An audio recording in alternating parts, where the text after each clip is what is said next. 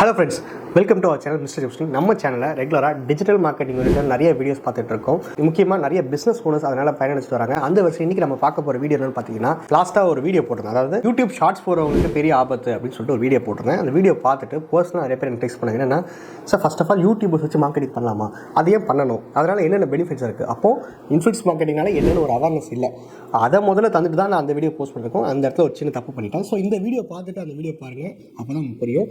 So வாங்க வீடியோக்குள்ளே போகலாம். So first of all influence marketing அப்படின்ற விஷயம் நிறைய பேருக்கு புதுசாக இருக்கலாம்.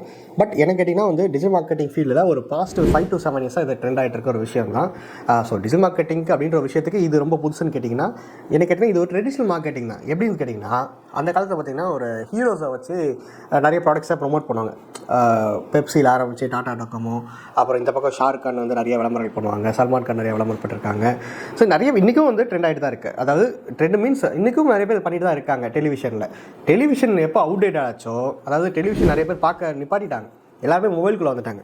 ஸோ மொபைலில் யார் இங்கே கிங்கு, எவ்வளோ ரஜினி கமல் இருந்தால் கூட இன்றைக்கி தேதிக்கு யூடியூப்பில் அதிகமாக யூடியூபர்ஸ் தான் நிறைய பேர் இன்ஃப்ளூயன்ஸ் பண்ணுறாங்க. ஸோ 1980s 90s காலகட்டத்திலேயோ பார்த்திங்கன்னா பீப்புள் யார் இன்ஃப்ளூயன்ஸ் பண்ணுவாங்க, சினிமா ஹீரோஸ். இன்றைக்கி யார் உங்களை இன்ஃப்ளூயன்ஸ் பண்ணுறாங்க, யூடியூபர்ஸ். ஸோ அந்த யூடியூபர்ஸை வச்சு நம்ம ப்ரொமோட் பண்ணலான்னு சொல்லிட்டு தான் நிறைய பிராண்ட் ஓனர்ஸ், நிறைய வெப்சைட் ஓனர்ஸ்லாம் யூடியூபர்ஸை வச்சு ப்ரொமோட் பண்ண ஆரம்பிச்சாங்க.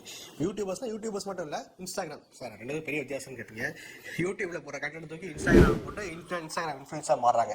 எந்த கண்டென்ட் தூக்கி திருப்பி வேறு ஒரு பிளாட்ஃபார்மில் தூக்கி ஷேட்டோ இல்லை ஹலோ ஆப் அது மாதிரி போட்டுட்டு அதுலேயே அவங்க ஃபாலோவர்ஸை இன்க்ரீஸ் பண்ணி விட்றாங்க. ஆக மொத்தம் கணக்கு ஒன்று தான். இர்ஃபான் பார்த்தீங்கன்னா யூடியூப்லேயும் இருக்கார், இன்ஸ்டாகிராம்லையும் இருக்கார். நாளைக்கே த்ரெட்ன்ற ஒரு அப்ளிகேஷன் டெவலப் பண்ணால் கூட அங்கேயும் அவர் வரப்போகிறார், அது வேறு விஷயம்.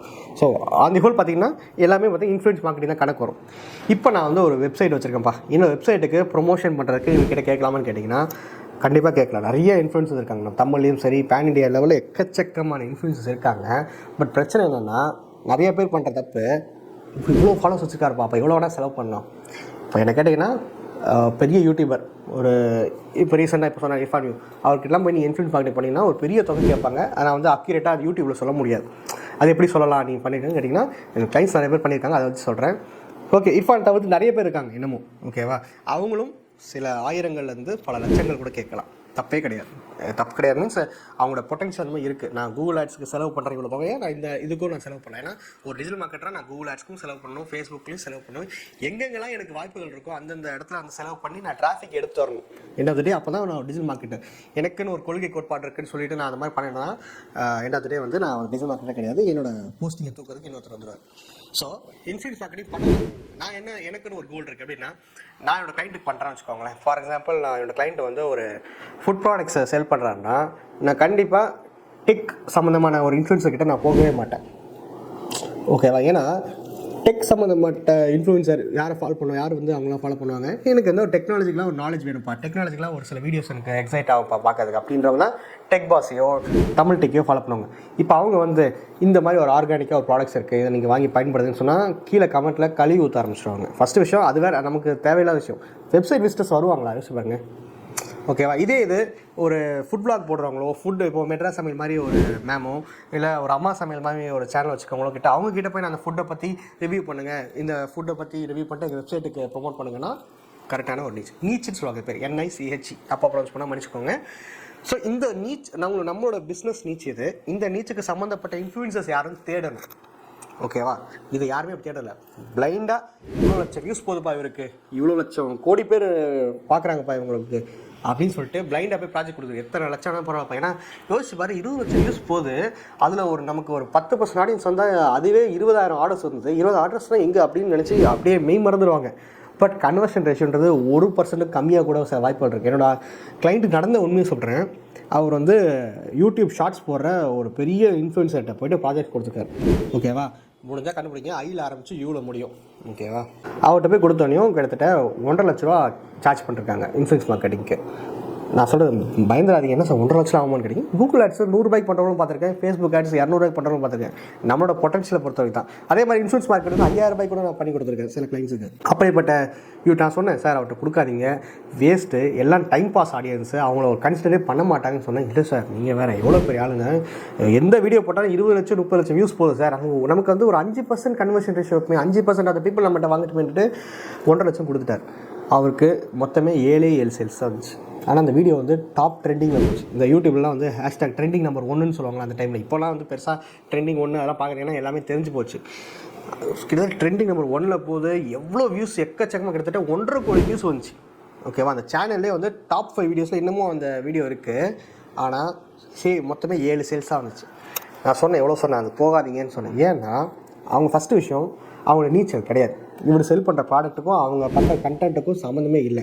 ரெண்டாவது, அவங்களோட ஆடியன்ஸ் எல்லாமே டைம் பாஸ் ஆடியன்ஸ், கிட்டத்தட்ட நேரம் போலன்னு பார்க்குறவங்க. ஆனால் நான் இப்போ சில யூடியூபர்ஸ் நேம் சொன்னேன்ல, இர்ஃபான் சிவோ, அம்மா சமையலோ, அதுக்கப்புறம் வந்து நாகராஜ் சங்கீதா மேமு, சதீஷ் தீபா, அதுக்கப்புறம் எக்கச்சக்கமான பேர், இவங்களாம் பார்த்தீங்கன்னா டெடிகேட் ஆடியன்ஸ் வச்சுருப்பாங்க. இவங்களோட நேமே அவங்க மண்டையில் ரெஜிஸ்டர் பண்ணி வச்சுருப்பாங்க. ஸோ இவங்க ஒரு கண்டென்ட் போட்டால் இங்கே ஏதோ ஒன்று இருக்குப்பா, அது ஜாலியாகவோ இல்லை ஒரு இதாகவோ. இப்போ இவங்கெல்லாம் பார்த்திங்கன்னா வரிசையாக ஜாலியாக கண்டென்ட் போடுவாங்க, திடீர்னு ஒரு எமோஷனல் கண்டென்ட் போடுவாங்க, ஃபேமிலி கூட கனெக்ட் ஆகிற மாதிரி. ஏன்னா அப்போ தான் நம்ம ஆடியன்ஸை இங்கே வச்சுக்க முடியும். எனக்கு அப்போ பர்சனலாக இவங்களுக்கு பிடிச்சிருக்கு எப்போவுமே இவங்க கூட வந்து ப்ரொமோஷன் பண்ணுறது. நீங்கள் இன்ஃப்ளூயன்ஸ் மார்க்கெட்டிங் பண்ணும்போது நீச் பாருங்கள். செகண்ட் வந்து அவங்க உண்மையிலே ஒரு என்கேஜ்மெண்ட்டான ஆடியன்ஸ் வச்சுருக்காங்களா, என்கேஜ் ஆடியன்ஸ் வச்சுருக்காங்களா, ஒரு ஆக்டிவ் ஆடியன்ஸ் வச்சுருக்காங்களா பாருங்கள். மூணாவது, ஆவரேஜாக எவ்வளோ வியூஸ் போகுது அவங்க கான்டென்ட்டுக்கு, லாஸ்ட்டு 20 வீடியோஸ்க்கு. அப்படி பார்த்து நீங்கள் ப்ராஜெக்ட் கொடுத்தா மட்டும்தான் நீங்கள் ஒரு நல்ல ஒரு ரீச் கிடைக்கும். ஓகேவா?